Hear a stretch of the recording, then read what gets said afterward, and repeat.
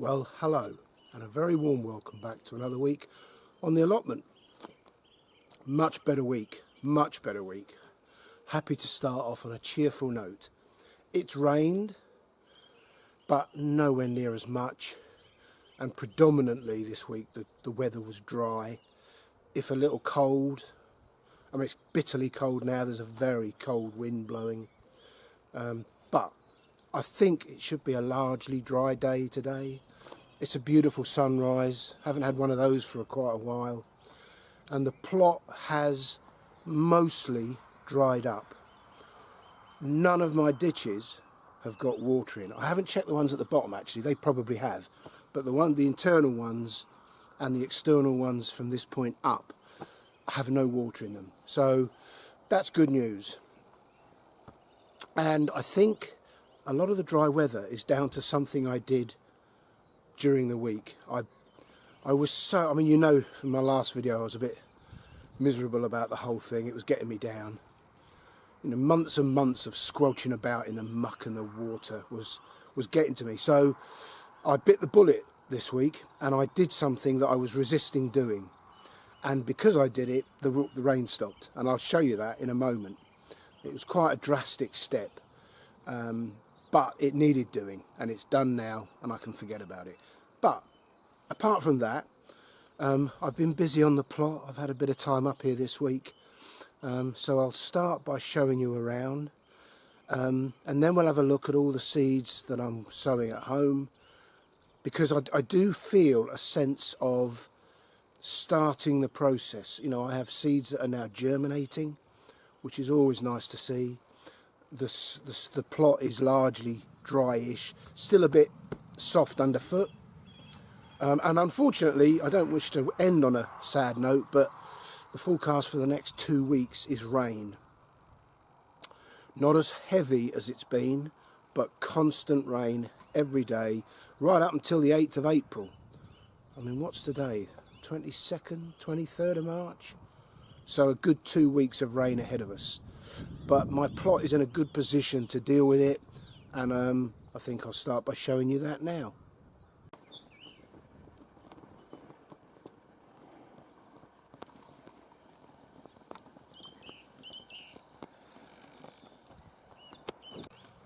Right, stood here on the corner of my plot next to the golf driving range. This gives you a good idea of the lengths I've had to go to try and mitigate the flooding on my plot. So running right the way down the side of this safety netting is a ditch. It's about 1 foot deep. I dug it, and it takes the runoff from at the top of my plot down the edge of my plot and runs away down the side of the site onto the track and away to the field below, ultimately to the River Severn. And what I did this week is that for 7 or 8 years now, the rain has poured down this hill, and it culminates in a low spot which just happens to be here. This whole field empties into this bit of ground here and floods through between my sheds and onto my plot. So the reason my plot is flooding so much compared to everybody else's on this site is I'm not just dealing with the heavy rain that's fallen for months now onto my plot. I'm dealing with the runoff from this huge field. So this week I picked up my spade. I didn't want to, I've resisted it for years because this is quite a hazard walking around. But nobody else comes around here, it's only me, nobody walks past here. So I have now dug a 1 foot deep ditch right across the back of my plot. So the water shouldn't reach there now. It was coming down between the underneath the slabs between my sheds. Well, it can't do that now, physically cannot do it, because it gets interrupted by this trench. And there's a couple of odd looking curves in it, because a couple of years back I dug these plastic grids into the ground which keep the ground firm underfoot. So under here, you can't see them, but there's a row of plastic grids that sit in the grass and keep it fairly firm. So I've had to sort of go around those as the spade hit them. But I'm very pleased with my efforts. It took a long time to dig, and I've linked it in here with this ditch that goes down the other side of my plot, and that was actually dug by my neighbour, but I've dug it out here because it was almost silted up. So I've got to put some slabs across here because this cuts straight across the path between our two plots, so I don't want anyone falling in that. So I've got to find some slabs from my plot and just cover that. But that aside, it took some effort, but it's done now. So the moment I finished digging it, the rain stopped. Sod's law, isn't it? Anyway, I'm pleased I did it, and now he says overconfidently I will not get that level of flooding on my plot again. So down the other end of the plot, here's the internal ditches I've dug, which, if you watch me regularly, you will have known that go under these paths. It does a 90-degree there, and it runs off to meet the ditch that's running down there, and they're dry. That's the first time this year. Happy with that. And at the very bottom of my plot, this pipe last Sunday, in fact I filmed it I think, was running at quite a rate, emptying into this bottom ditch, which does have a small amount of standing water, but nothing. I mean, it's been full to the top for weeks, so very happy with that. I'm winning the battle. And that leads me to a job I've got today. This bed is going to grow my main crop potatoes, that bed and that bed. Well, you can see that Friday I started to lightly fork the surface, and I've said before that one of my compost bays has got some rather well rotted compost in it that I'm going to top dress onto this bed. So today I'm going to finish just forking over the surface, and then I'm going to scatter with a spade that allotment compost onto the top of it, and it can do its own thing and work its way in. And because it's got a sort of a crumbly surface, I'll be able to rake it up when I need to earth up my potatoes. Although with 2 weeks rain ahead of us, how much that stays crumbly remains to be seen. But that's a job I'm going to do today. Well, if you're a long time viewer, you will know that I gained these two pieces of metal panelled fencing. They're called Harris fencing, and they're used around building sites. And I got these two. One was given to me by my mate Terry, and the other one was given to me by the owner of the garden centre. And for several years now, I've grown my 6-foot tall alderman peas up them. Extremely successful, and I love them. They're perfect for the job. Well, I had a stroke of good fortune this week. Spoke to the owner of the garden centre again and got a third panel. Of course, with 2.5 plots, I had trouble working out where to put it. So this bed is going to be growing my outdoor tomatoes this summer, and it will probably be a poor decision in the long term, but I've got no free beds, so I've put it here, and I'm going to grow some extra peas up it at the edge of my tomatoes. I hope that works. We shall see.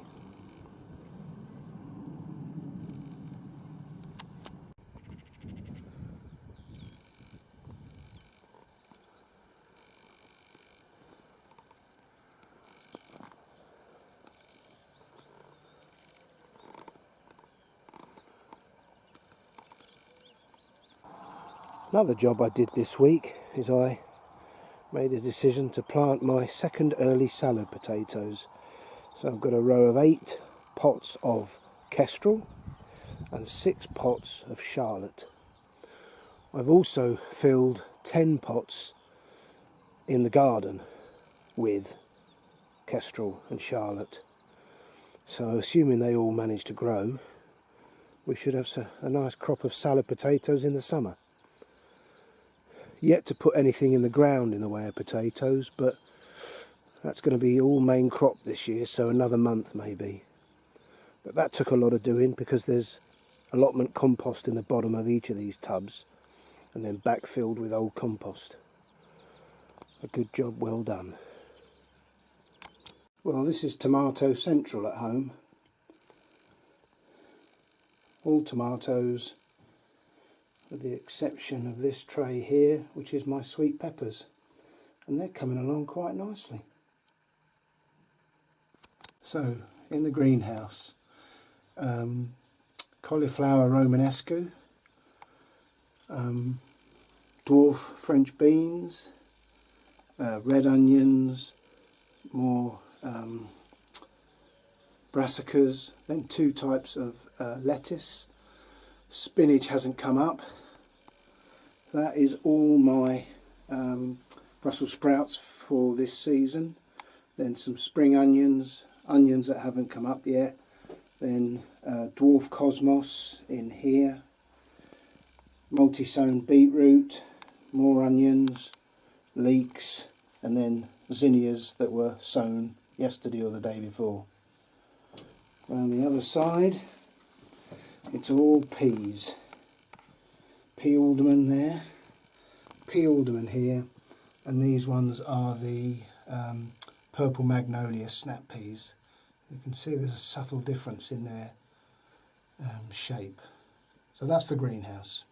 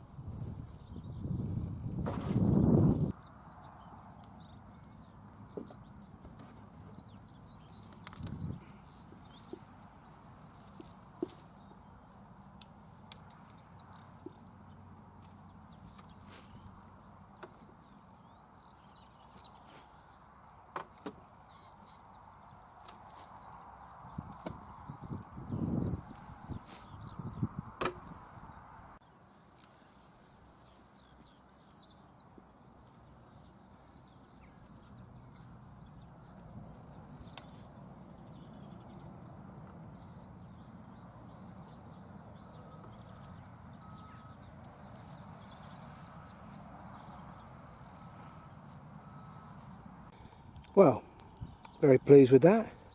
It's not a heavy mulch, but anything you've got organic that you can top dress the beds with, it'll work its way in, and it can only improve the soil.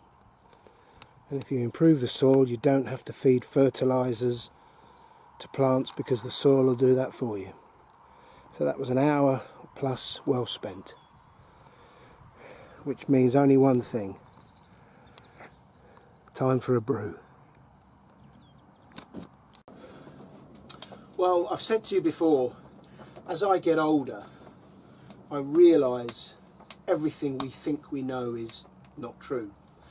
And I mean, I have to be honest, I don't believe anything I'm told anymore. But the big thing at the moment, the most ridiculous nonsense we're hearing is this stuff about net zero, which is stupidity personified. But of course, you know, we're being told that we're having all these extreme weather events and the earth is warming and we've got to reduce our carbon footprint. Well, I'm not going to talk about that because I'm no expert. However, a new film has been released, and at the moment this platform hasn't removed it. I'm sure it will in time. A superb film. It's an hour and 20-minute long, and it's called Climate, the Movie. So if you Google it, there's various different channels have posted it up online. Ivor Cummings is one. He's a superb data analyst. I've watched him all through COVID as he's pulled all this nonsense apart. So Climate is the latest one. Let me give you one little interesting fact from it. You know, we're told that currently our atmosphere on Earth is 400 parts per million of carbon dioxide, and it's rising, and that's leading to global warming, which is a lie. And if you watch the film, it'll explain why that is. But here's an interesting fact. When the dinosaurs roamed the earth all those millions of years ago, which was the time of greatest growth of plants, plants proliferated, and even today many of those plants are still around with us. It was the time of the most greening of the planet. Carbon dioxide was 7,000 parts per million, and that's what made the plant grow. Carbon dioxide is extremely good for the planet. So 7,000, and we're currently at 400. Before the Industrial Revolution, the Earth was down to 250 parts per million carbon dioxide. If it had gone a little bit lower to 230, plant life would have started to die off. So the fact that it's now up to 400 is really good news, and hopefully it will go higher. That is the exact opposite of what we're being told. And of course, you watch the film and it'll explain in the last sort of 20 minutes, half an hour, that the reason for this is, as with everything, money, money, money. But it's a fascinating film. I was enthralled by it. And of course, the people featured in it are some of the world's leading scientists. So, Climate, the movie. Give it a watch.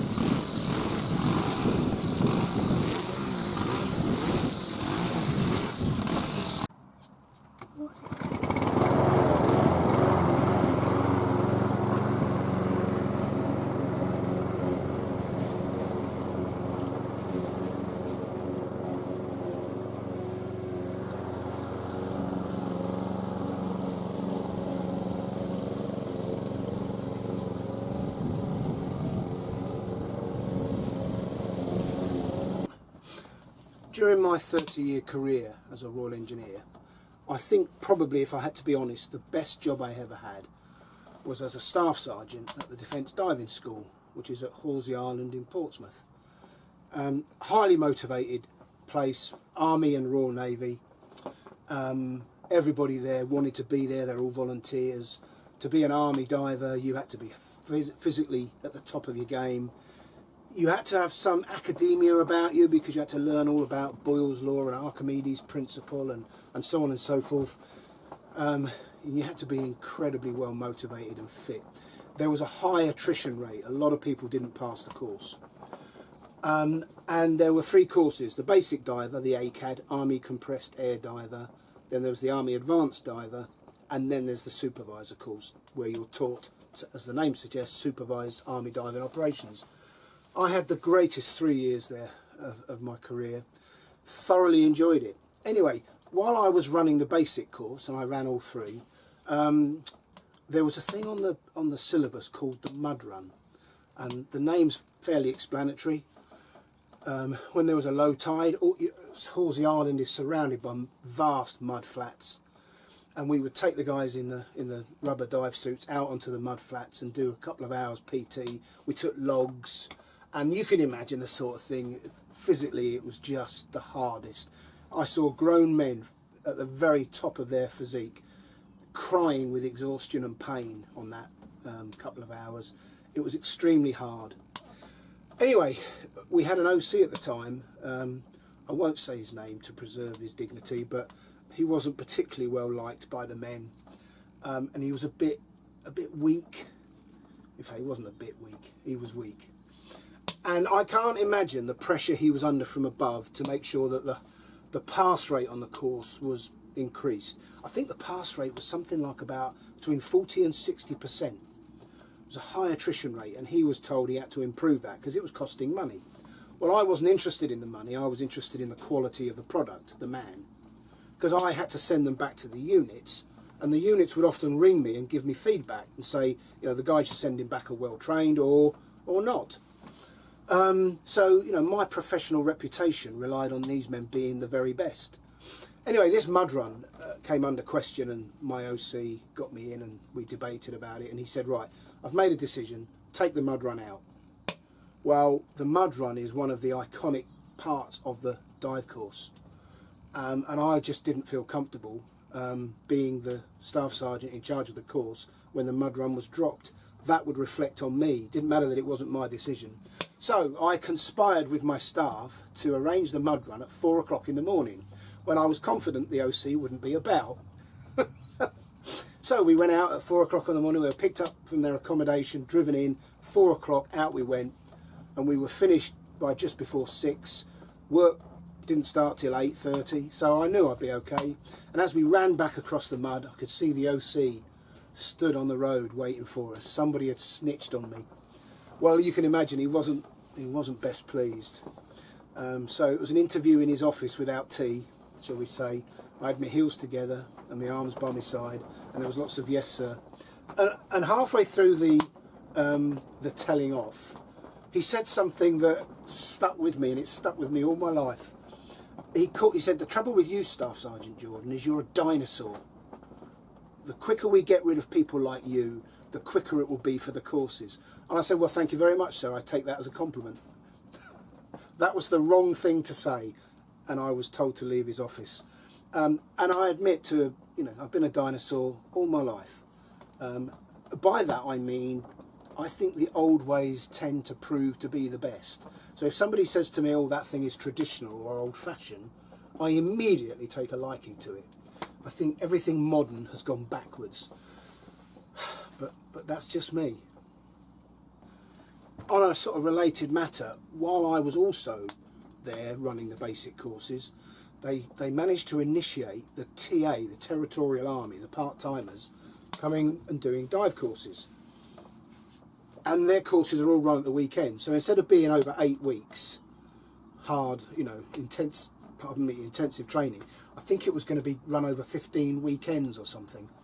So the first group of TA, Territorial Army soldiers turned up, and amongst them was a woman.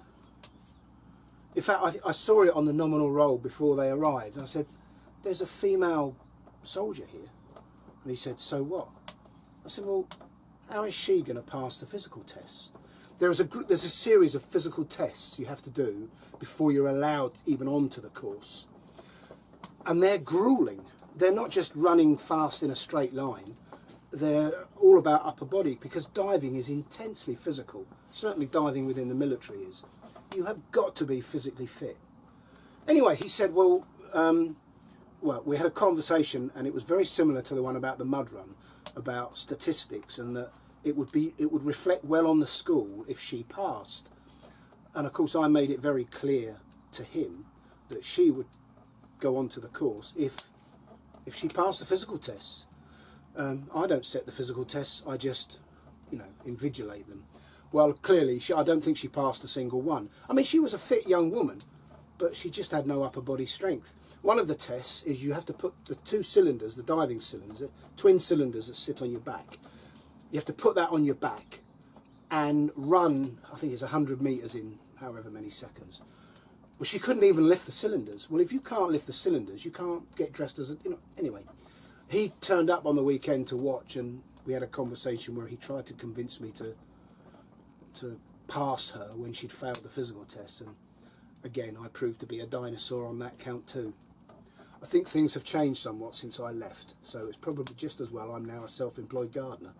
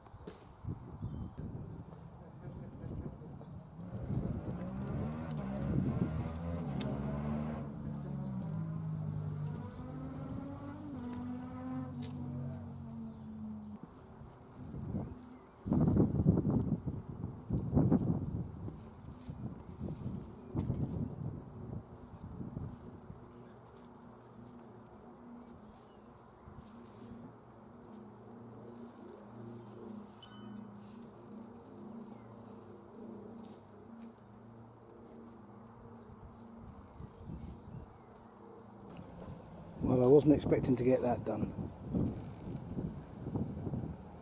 Very happy with that. They're on their own.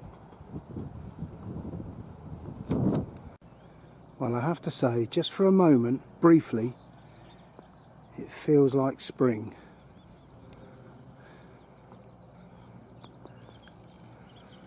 Enjoy it for the moment.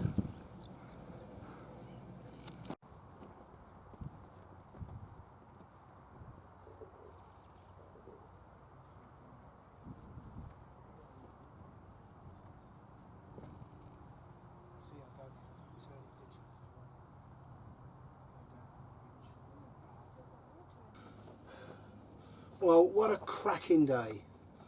After the misery of this last few months' rain, what an absolute joy to spend the day on a warm, sunny, drying plot.